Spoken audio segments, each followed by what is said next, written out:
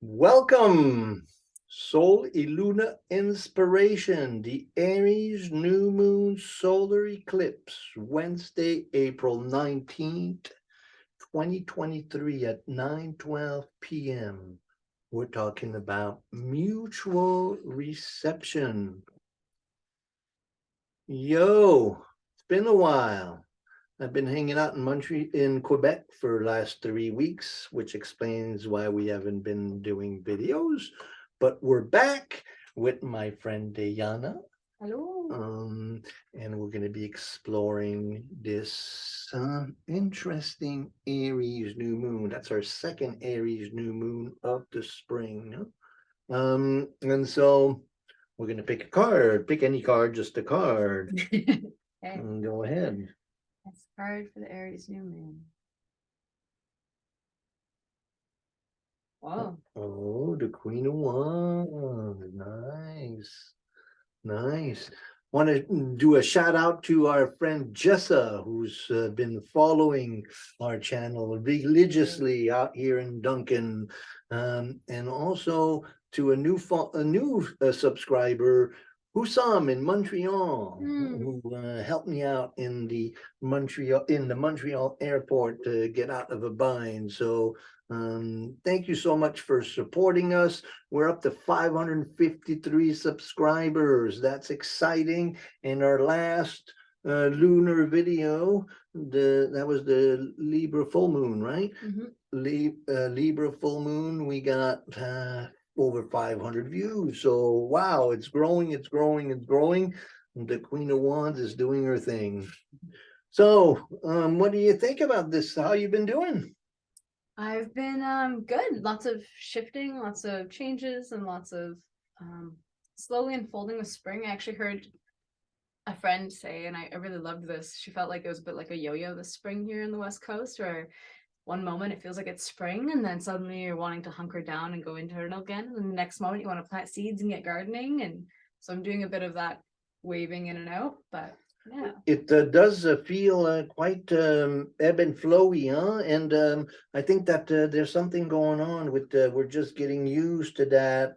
Saturn in Pisces, Pluto in Aquarius. Let's look at the chart here and see what's going on.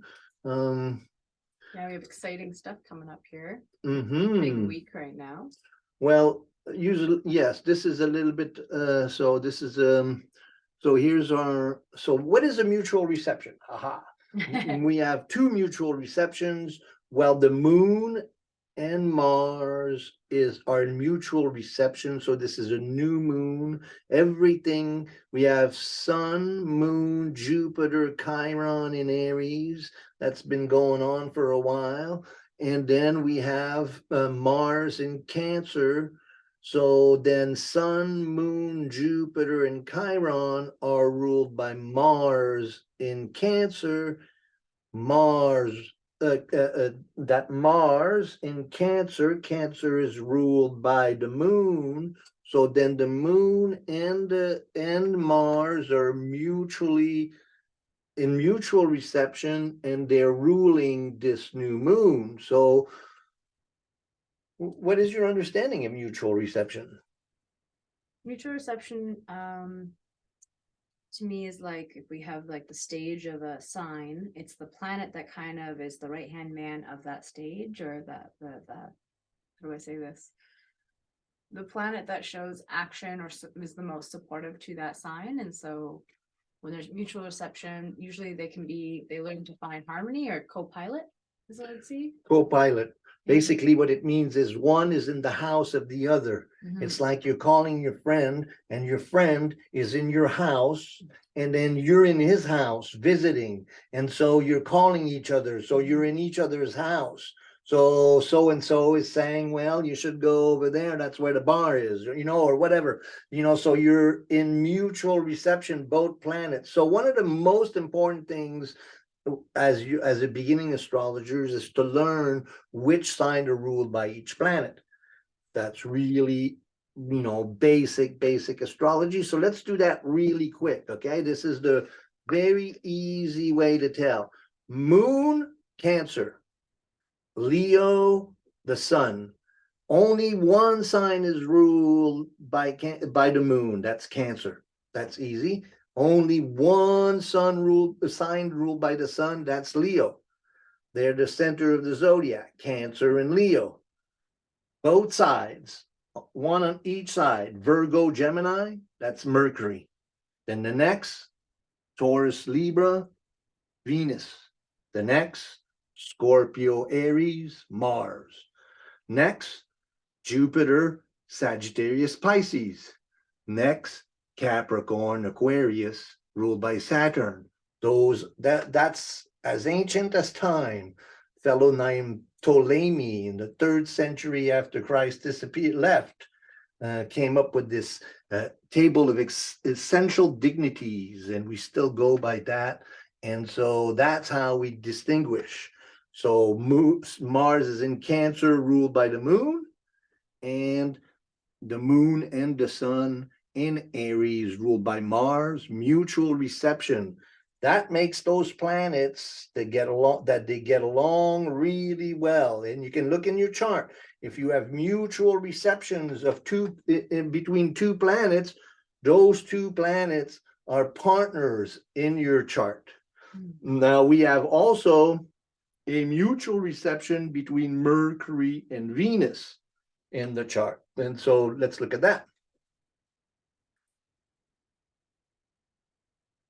So then Mercury is in the sign of Taurus, which is ruled by Venus, and Venus is in Gemini, which was ruled by Mercury. And what's interesting is that very shortly after this new moon, both the sun and the moon are going to go into Taurus. And then we're going to then everything will be ruled by the Mercury-Venus mutual reception, while now the Mars moon, so what would that, so let's flesh that out. What is a new moon in, what would it look like, for Cancer, Mars, co-ruling moon, Aries. So what does that feel like to you? Right off the bat, I noticed they're both cardinal signs. So there's a lot of potential to instigate new and create new things. And then the moon and the sun, it's like the masculine and the feminine of the self, and they come in union once a month. That's what a new moon is. And then this union is like, I don't know, I'd say it's almost like amplified by the drive of Mars being in Cancer, which is the drive to create and the drive to be home and the drive to nourish, and then coming back and feeding the moon. So I see it as potentially really powerful. But it would be really good to look at that Queen of Wands, right? She's very solar and very masculine, but she's got her black cat. And then you got the lions, and you got the sunflower seed, and then she's got the wand, which is the symbol of intuition. So it's a fiery moon in Aries, and Cancer, Mars, mutual reception. There's an interesting myth out there of how Mars was born. So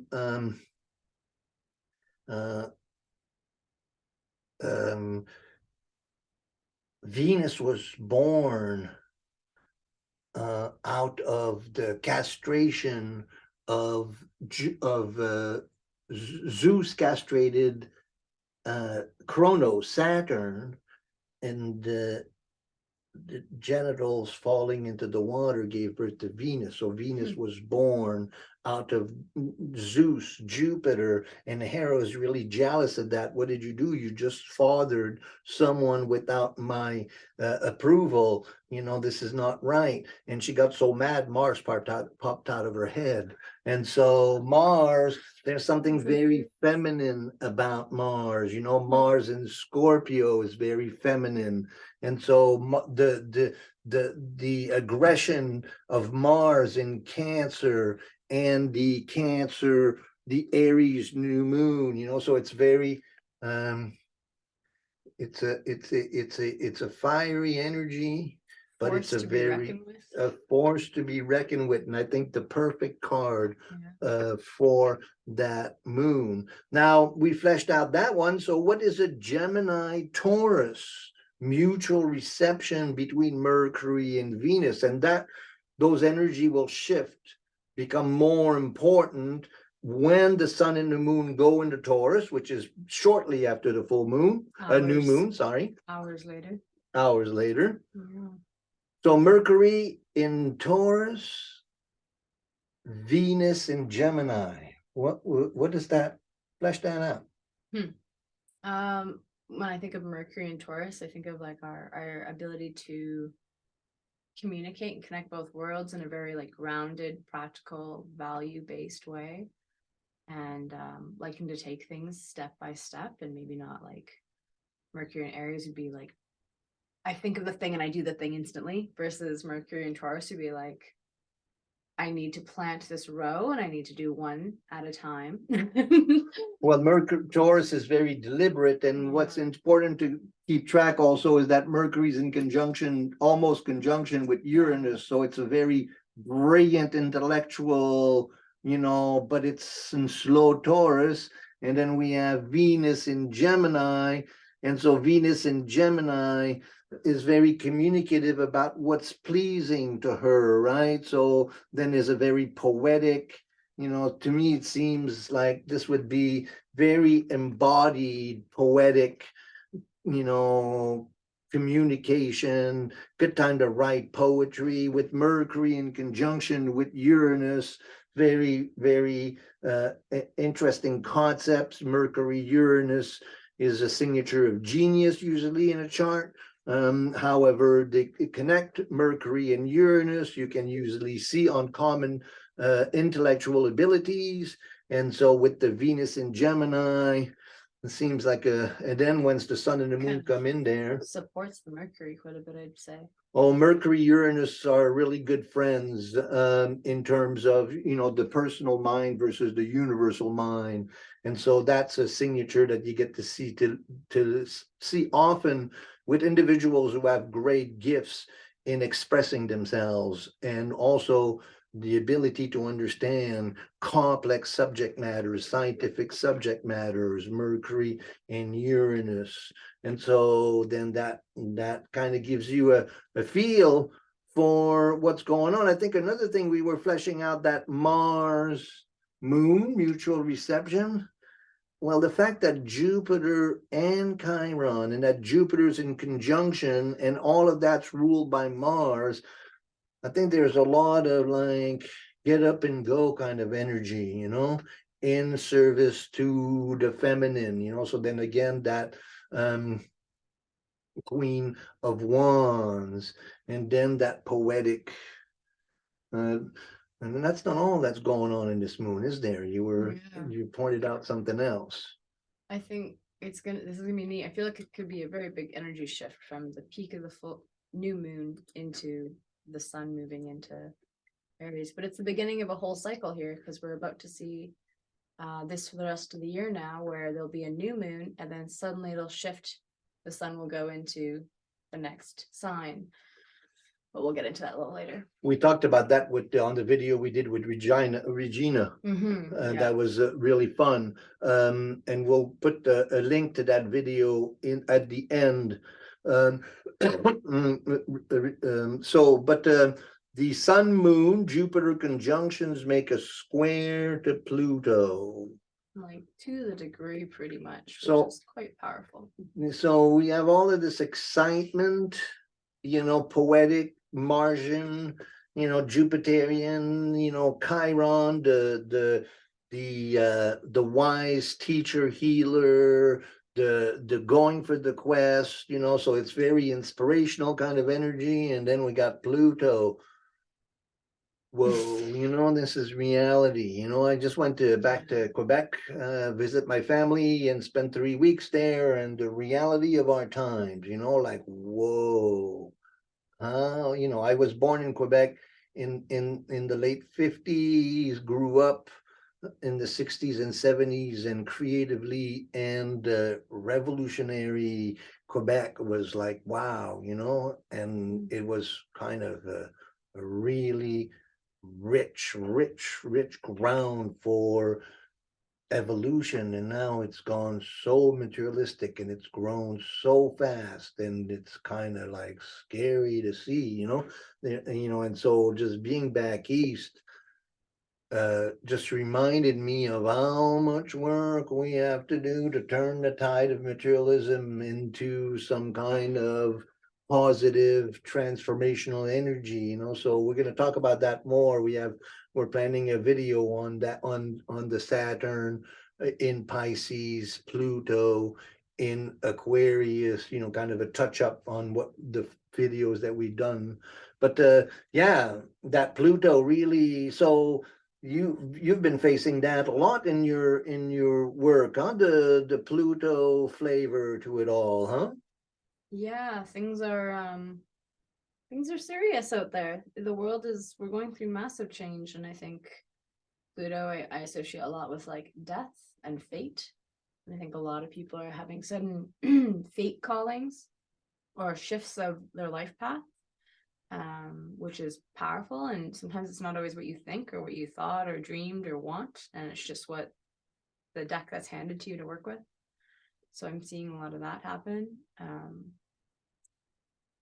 Yeah, it's also a kind of teaser right now because we have Pluto in Aquarius. It just shifted in the last month, and it'll be there till June, and then it's going to go back into Capricorn for the rest of the year until next year. And so it's interesting to see what the flavor of the next 20 years is like. I'm trying to really pay attention to what that looks like, and probably won't really I totally understand it all until we're out of it. Well, it's like Pluto and Capricorn, you know. It took a while for us to get the hang of it, but when Pluto came into Capricorn, we got the crash of 2008, you know. So now, you know, Pluto's coming into Aquarius, and it's going to do this dance where it's going to go once into Aquarius, come back into Capricorn, go back into Aquarius, go back into Capricorn, and then finally go a third time into. So we're going to be experiencing that for the next, you know, 18 months or so to 2 years. So this, you know, liable to be quite an important shift, and we're going to talk about lots about that. And then the last thing about this chart is that Mercury's just about to go retrograde in a few days. Yeah, it's slowing right down right now. It doesn't even move a full degree the next week here. So it's called station. So when a planet gets ready, go ahead. When a planet gets ready to go retrograde, it's stationed. So it stops moving, basically. And so it's stopping moving, and then it's going to turn retrograde. So let's look at the dates. The important dates. Oh, you have another slide before that. Yeah, let's talk about the other slide before that, and then we'll talk about the important dates and Mercury retrograde. So this is an eclipse. So what is an eclipse, and how is it fleshed out? How do we experience it psychologically? Psychologically? Yeah, like in our process. How? If we put our let's get back to that slide. Yeah, if we put our inner manifestations externalized to watch them easier, the masculine being the sun, the feminine being the moon, then one is blocking out the other completely for a moment or a few. So what happens basically is the electromagnetic field between these planets are being interrupted. So eclipses, so what you see here is you see the orbit of the Earth around the sun, and you see the orbit of the moon around the Earth. And then you see the intersection of the orbit of the Earth and the orbit of the sun. See there and then there? That's the nodal axis. That's the south and the north node. When a new moon or a full moon are in alignment with the north node or the south node, we have an eclipse. Eclipse seasons happen twice a year. Sometimes there'll be 2 eclipses in a season. Sometimes there'll be 3. And so those are rare. But now this eclipse season, we're having 2.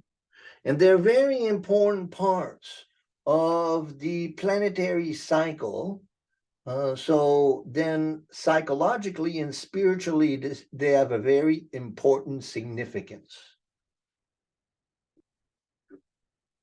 What significance do you attribute it to when you look at an eclipse season? What do you get? They happen every about 6 months. Like especially on the new moon, I look at it like a flavor of what's to come for the next 6 months. And then depending on what sign and what's aspecting it. So I think it's really interesting that it makes a direct square with Pluto. I think there's going to be a lot of this deeper power that needs to be called on and called out over the next while. And I think that this is a sign of that. The new moon eclipse, I guess I also look at it as the union of the masculine and the feminine, and then how to move forward in hopefully more harmonious place when you can honor both sides of the self. I wrote a poem once about how the eclipses are like sign posts on the highway of life. You like these seasons come, and they're very important parts of the year, and they say that the point of the eclipse is sensitive for the next 6 months. That means any planet that crosses that path, that point, will trigger the lessons of the eclipse. So then the lessons and what happens to us psychologically and spiritually during an eclipse, we get an indication of how our path is going, like a signpost, so Las Vegas, 500 miles, and so, then you get a little closer, you got 200 miles, so it's interesting I use Las Vegas and miles, but anyway, all right. So then paying attention to what happens at this new moon, making sure you engage in a practice. You can pray, to Mars and to the sun and the moon to get inspiration into what's going on. And with Jupiter and Chiron there, we've been going through a lot of that wise teacher healer archetypal structure. So then these are all hold mythic messages. And so paying attention to your dreams, looking at what's going on, and then you'll have the new moon, and then the full moon in Scorpio is also going to be an eclipse, and it will be in alignment with Uranus. So that's liable to be very powerful as well. So keep your ear to the road.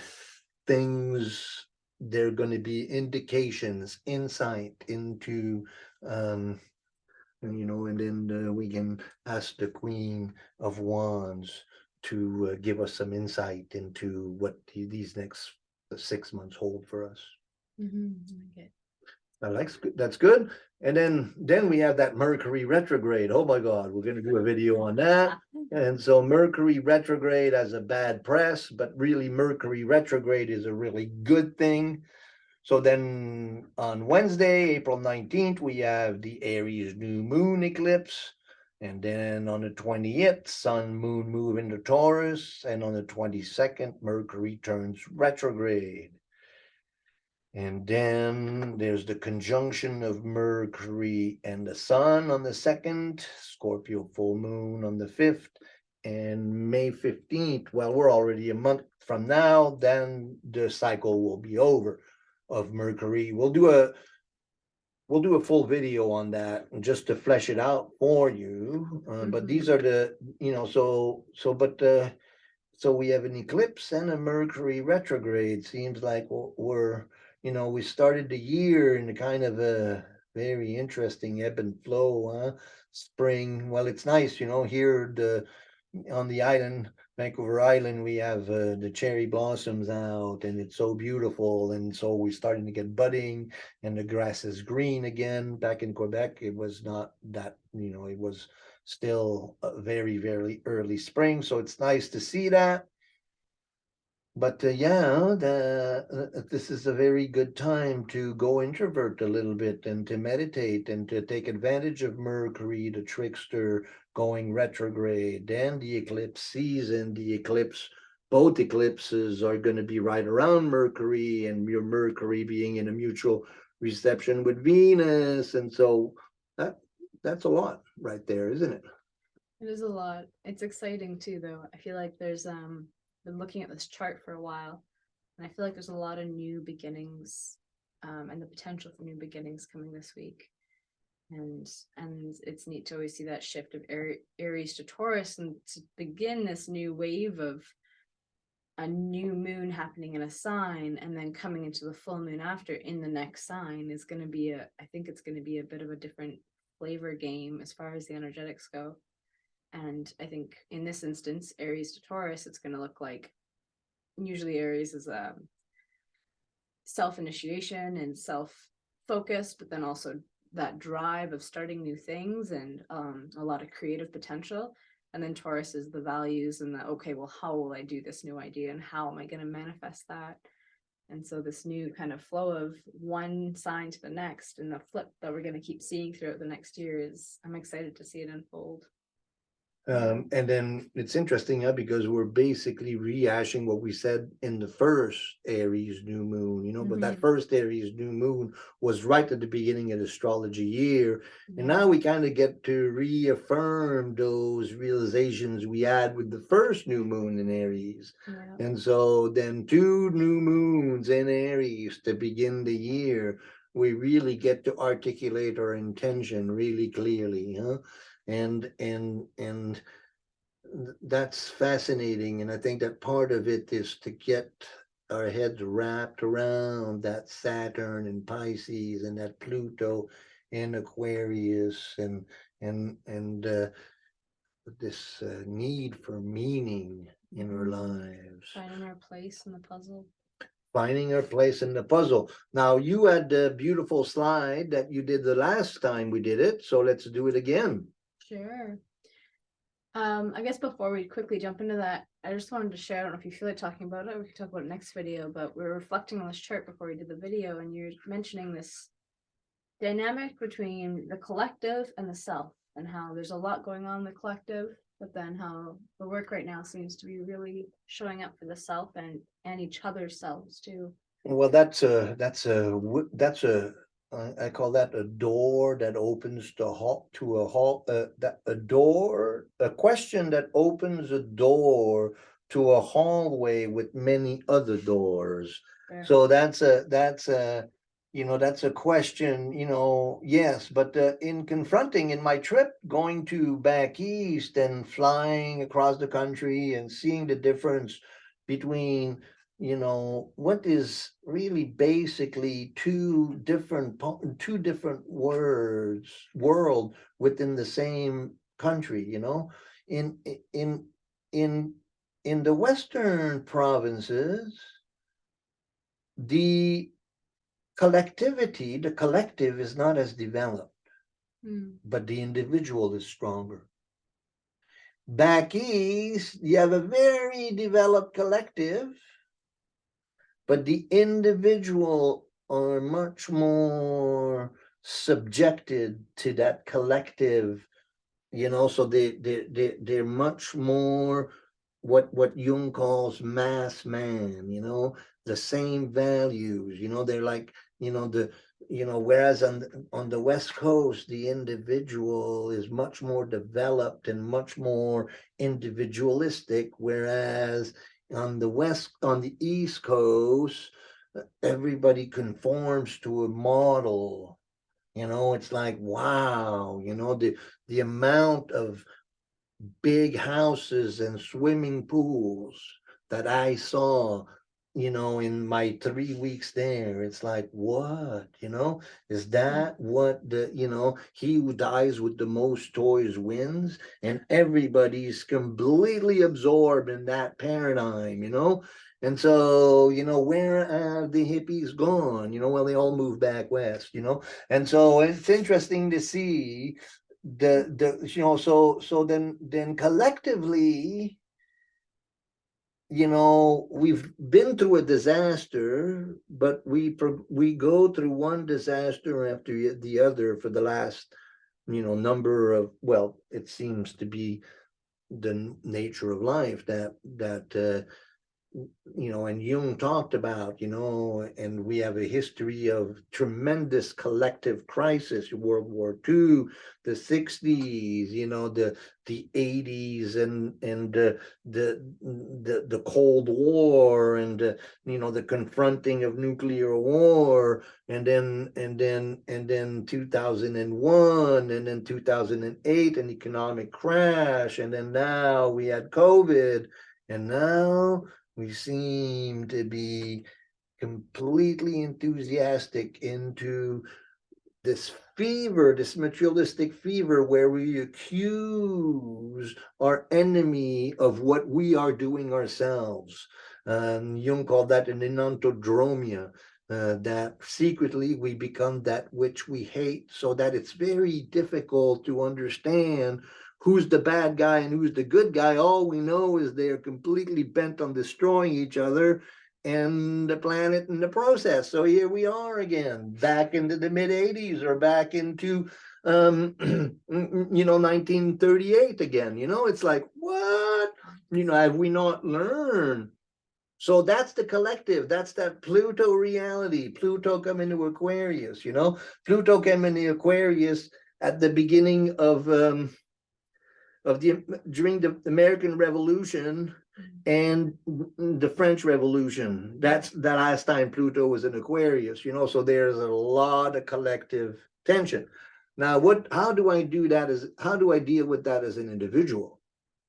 And so really Jung always said that the revolution, change, only can happen in the individual. If it doesn't happen within you, then it's not going to happen, right? It has to happen within you. And if it happens within you, and if enough of us change, then we can change the tide.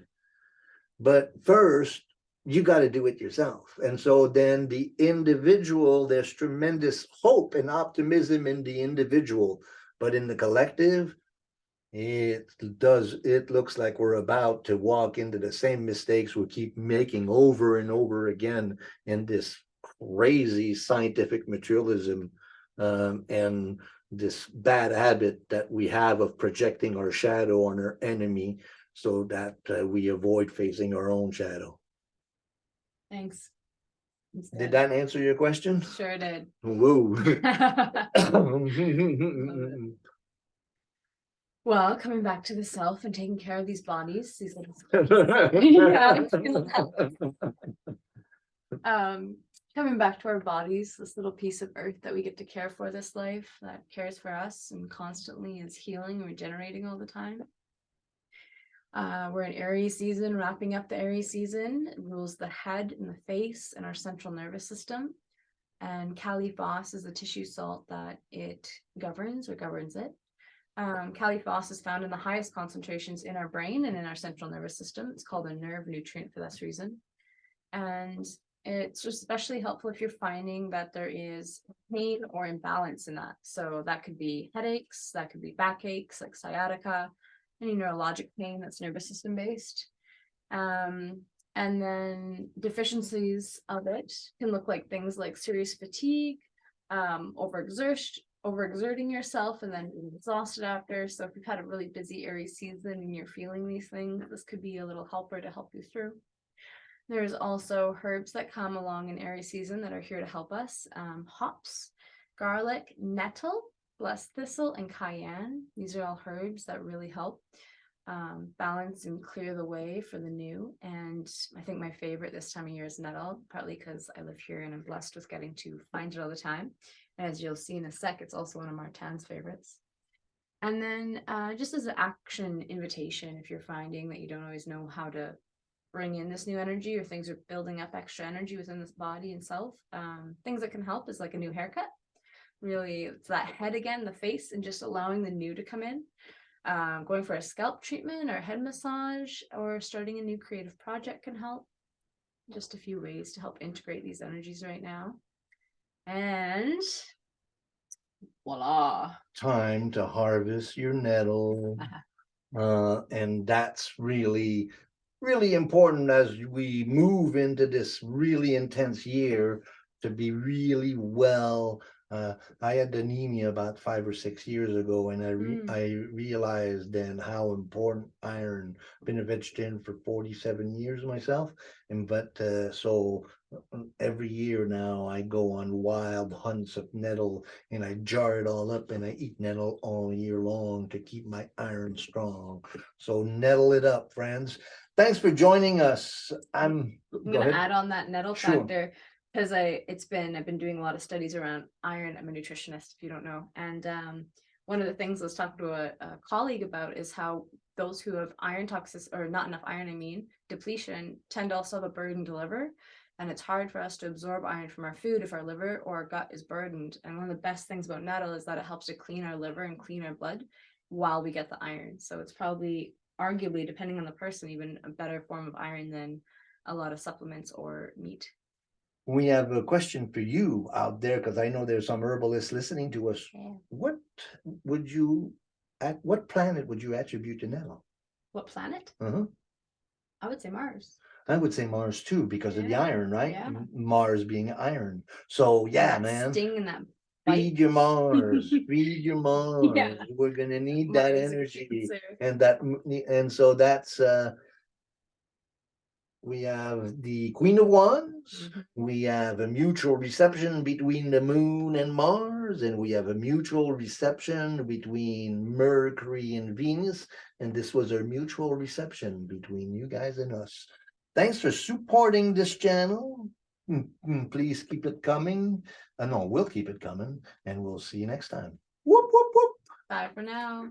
So much love. See you soon. Woo woo. I think I forgot how to end this. It's been so long. I don't want Well, it. you wanna end? Yeah. You wanna Oh, it was hiding behind.